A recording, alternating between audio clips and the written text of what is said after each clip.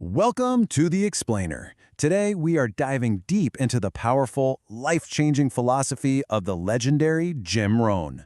We're going to look at how you can use his core ideas to literally design your own life on your own terms. So, let's kick things off with a question that gets right to the heart of everything Jim Rohn taught. What if the biggest thing determining your success wasn't your job, wasn't your education, but just the way you think about things? You see, for Rohn, this was everything. He believed your personal philosophy is like the set of the sails on your boat. The winds of opportunity and disaster, they blow on all of us. But it's your philosophy, that set of the sails, that determines where you end up.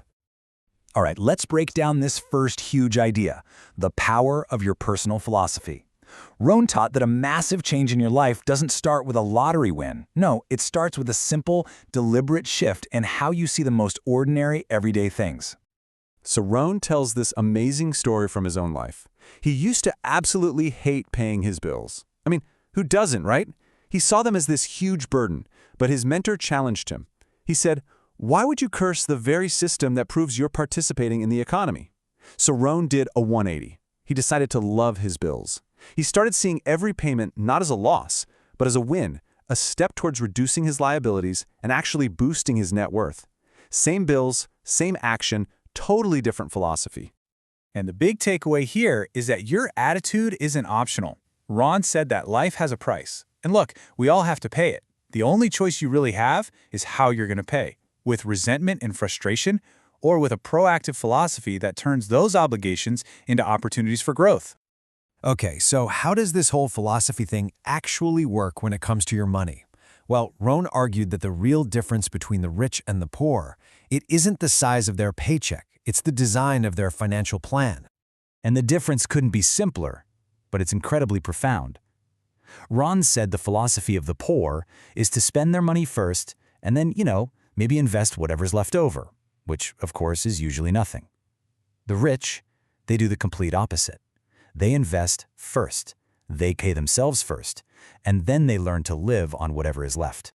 And this is where he laid out his famous financial formula. It's a plan so simple and so powerful that it works no matter what you earn. It's all about discipline, not the dollar amount. So here's how it works. You take your after-tax income, and 70%, and never more than 70, is for your lifestyle.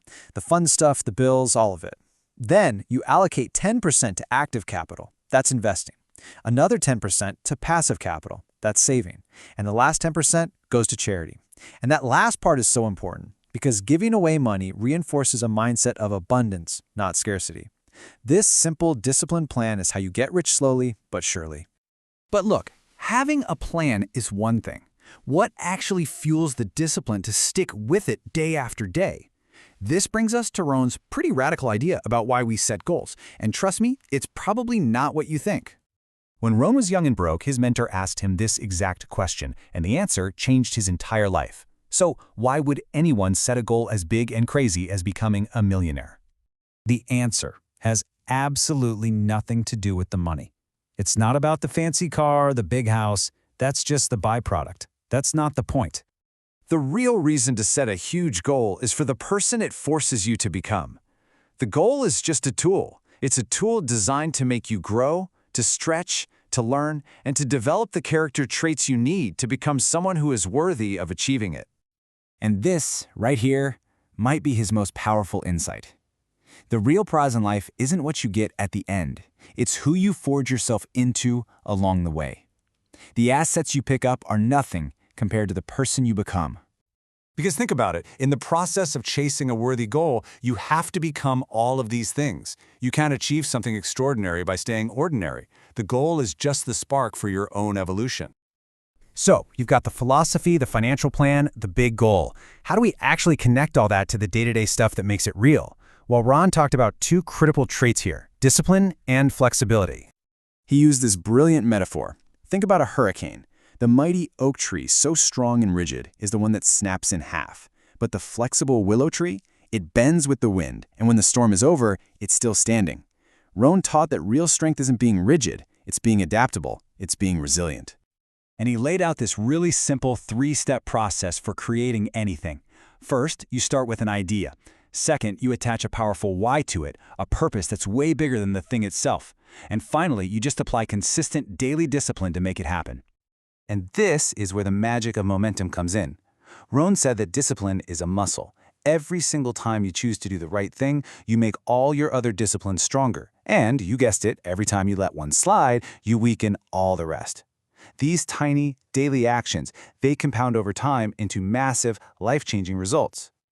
So, this all brings us right to the heart of Jim Rohn's entire message, the incredible, almost scary power of personal choice and responsibility. I mean, just let that sink in. It is such an empowering idea. Every single person has the opportunity to design a better life. The tools, the philosophies, the strategies, they're all out there for the taking.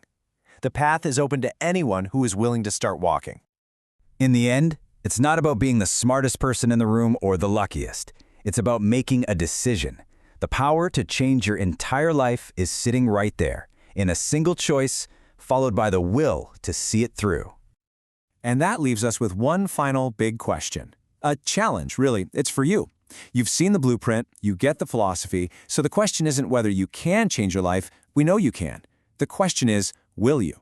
What single new discipline are you going to start? Right now. Today.